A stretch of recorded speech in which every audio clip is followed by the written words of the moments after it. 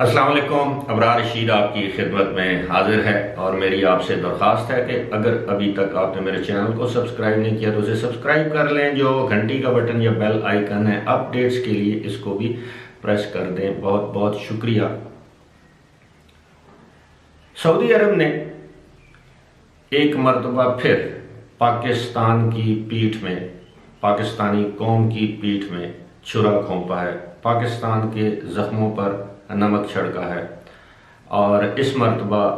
کیا ہوا میں آپ کو بتاؤں گا، لیکن اس حوالے سے میں تھوڑا سا ماضی میں آپ کو لے کے جاؤں گا کہ ماضی میں سعودی عرب نے پاکستان کے ساتھ کیا کیا۔ جب پاکستان نے کشمیر پر سعودی عرب کی مذمت نہ کرنے پر کچھ بیان دیا، OIC کے حوالے سے بیان دیا، تو سعودی عرب نے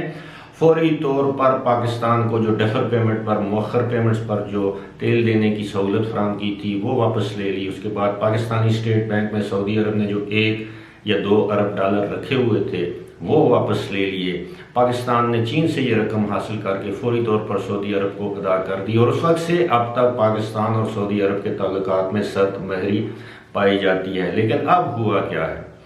اب یہ ہوا ہے کہ سعودی عرب نے پاکستان کی دکھتی رگ کو چھیڑا ہے، پاکستان کے زخموں پر مزید نمک پاشی کی ہے، پاکستان کی پیٹھ میں، جس طرح میں نے کہا ہے کہ نہ صرف پاکستانی قوم کی پیٹھ میں سعودی عرب نے، اور میں تو یہ کہوں گا سعودی عرب نے نہیں، شہزادہ محمد بن سلمان نے چھرا گھونپا ہے۔ بڑے افسوس کی بات ہے، ہوا یہ ہے کہ آپ کو معلوم ہوگا کہ نومبر میں سعودی عرب میں ایک G20 یعنی گروپ آف 20 جو 20 بااثر امیر معیشتیں ہیں یا ملک ہیں، ان کی ایک سربراہی کانفرنس ہونی ہے، جس کی میزبانی اس مرتبہ سعودی عرب نے کرنی تھی، لیکن ابھی تک کہا یہ جا رہا ہے کہ شاید ورچولی یہ ویڈیو پر یہ کانفرنس ہو، لیکن یہ گروپ آف 20 یا G20 کی جو کانفرنس ہے، اس کو یادگار بنانے کے لیے سعودی عرب نے ایک 20 ریال کا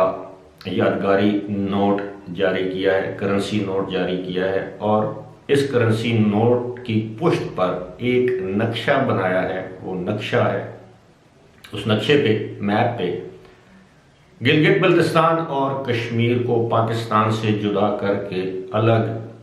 آزاد ریاست کے طور پر دکھایا گیا ہے، الگ ٹیریٹری کے طور پر، الگ علاقے کے طور پر دکھایا گیا ہے، اس کو پاکستان سے بالکل جدا کر کے کاٹ کے دکھایا گیا ہے۔ اس معاملے پر بھارت نے تو شدید احتجاج کیا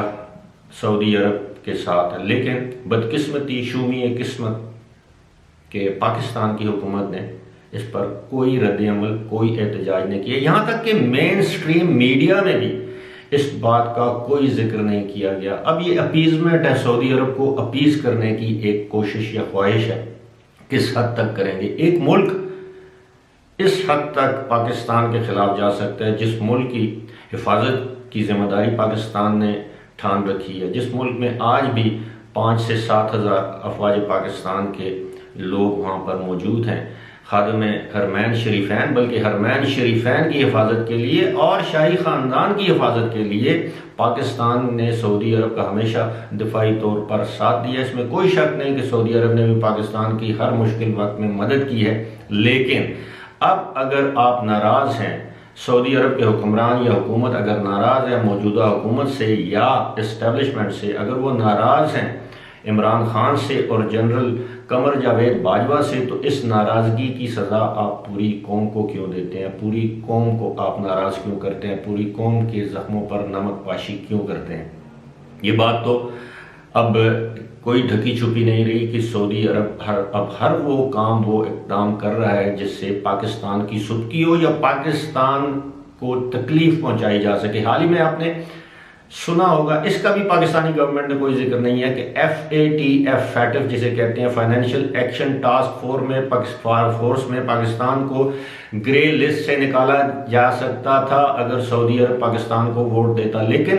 سعودی عرب نے پاکستان کو ووٹ نہیں دیا، پاکستان کے خلاف بھی ووٹ نہیں دیا، لیکن ایبسٹین کیا، غیر حاضر رہا ووٹ دینے کے پروسیس سے۔ لیکن اس کا مقصد تو یہی ہوا کہ وہ پاکستان کو ووٹ نہیں دینا چاہتا تھا، اور یہی وجہ ہے کہ اب سعودی عرب کے تعلقات کی سرد مہری اس حد تک بڑھ گئی ہے کہ اب سعودی حکام اس حد تک بھی سوچ رہے ہیں کہ سعودی عرب سے رفتہ رفتہ آہستہ آہستہ پاکستانیوں کو ملازمت سے نکال کر ان کی جگہ دیگر غیر ملکیوں کو ملازمت پر رکھا جائے، تاکہ پاکستان کو اس گستاخی کی سزا دی جائے جو شاہ محمود قریشی کے بیان کی صورت میں گزشتہ 2 مہینے پہلے سامنے آئی تھی، جس میں انہوں نے کہا تھا کہ اب OIC کو اس طرح کا اجلاس بلانا چاہیے تھا کشمیر کے اوپر، لیکن اب پاکستان ایک الگ بلاک بنائے گا اور اپنے لائک مائنڈڈ ممالک کے ساتھ مل کر کشمیر کی بات کرے گا۔ انہوں نے سعودی عرب پر تنقید کی تھی، جس کے بعد یہ تعلقات ایک دم سے سرد میری سے مخالفت کی حد تک آ گئے۔ پاکستان نے اس کے بعد حالات درست کرنے کی کوشش تو کی، لیکن سعودی عرب، اگر آپ نہیں جانتے تو میں آپ کو بتا دیتا ہوں کہ سعودی عرب کے جو ولی عہد ہیں در حقیقت اس وقت سعودی عرب کے حکمران ہی وہی ہیں جن کا نام ہے محمد بن سلمان۔ محمد بن سلمان بھی عمران خان کی طرح ایک انتقامی شخص ہے۔ اس کے انتقام کی کہانیاں زبان زد عام ہیں۔ آپ کو معلوم ہے کہ جمال خشوگی کے ساتھ ترکی میں سعودی قونصلیٹ میں اس کے ساتھ کیا کیا گیا، اس کو قتل کر کے اس کے جسم کے اتنے ٹکڑے کر کے اس کو دنیا سے ہٹا دیا گیا، کیونکہ وہ سعودی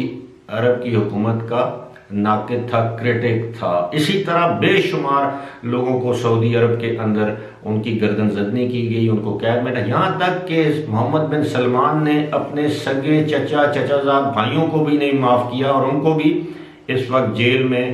عقوبت خانوں میں رکھا ہوا ہے، ان پر تشدد کیا جا رہا ہے۔ یہاں تک کہ اس کا ایک چچا بیمار ہے، اس نے علاج کی درخواست کی، اس کو علاج کی سہولت بھی فراہم نہیں کی گئی۔ یہ ایسے ہی ہے جیسے مغل بادشاہ اور ان کے بیٹے باپ کے ساتھ، باپ بیٹے کے ساتھ، بھائی بھائی کے ساتھ جو سلوک کرتا تھا، بین یہی سلوک اس وقت سعودی عرب کا محمد بن سلمان اپنے اہل خانہ، اپنے رشتہ داروں، چچا زاد بھائیوں کے ساتھ کر رہا ہے۔ ہر اس شخص کے ساتھ وہ ظلم روا رکھ رہا ہے جو شخص بھی اس کی پالیسی سے اختلاف کرتا ہے، چاہے اختلاف معمولی نوعیت کا ہو، چاہے اختلاف شدید نوعیت کا ہو، چاہے وہ اس کے نقطۂ نظر کے خلاف ہو۔ اس کو اس بات کا تھوڑا سا بھی پتہ چل جائے کہ اندرون خانہ بھی کوئی شخص، اس نے اپنی انٹیلیجنس اتنی تیز رکھی ہوئی ہے کہ اندرون خانہ بھی کوئی شخص اس کی نظریات سے اختلاف رکھتا ہے تو وہ اس کو فوری طور پر گرفتار کر کے جیل میں ڈال لیتا ہے۔ اب تک کم از کم 2 ایسی سازشیں گزشتہ 1 سال کے دوران پکڑی جا چکی ہیں، جن سازشوں کے تحت موجودہ حکمرانوں کا تختہ الٹا جانا تھا، لیکن ابھی تک یہ سازشیں تو کامیاب نہیں ہوئی۔ البتہ جس کے خلاف سازشیں کی جا رہی ہیں وہ فی الحال کامیاب نظر آ رہے ہیں۔ لیکن ایک بات آپ میری یاد رکھیے، یہ میری ویڈیو آپ سنبھال کے رکھیے گا کہ محمد بن سلمان کا طوطی اس وقت تک بولے گا جب تک امریکہ میں صدر ٹرمپ کی حکومت ہے۔ جس دن صدر ٹرمپ کی حکومت گئی، ڈیموکریٹس کی حکومت آئی، آپ دیکھیے گا کہ محمد بن سلمان اور سعودی عرب کے ساتھ کیا سلوک کیا جاتا ہے۔ فی الحال اسی کے ساتھ مجھے دیجیے اجازت، خدا حافظ۔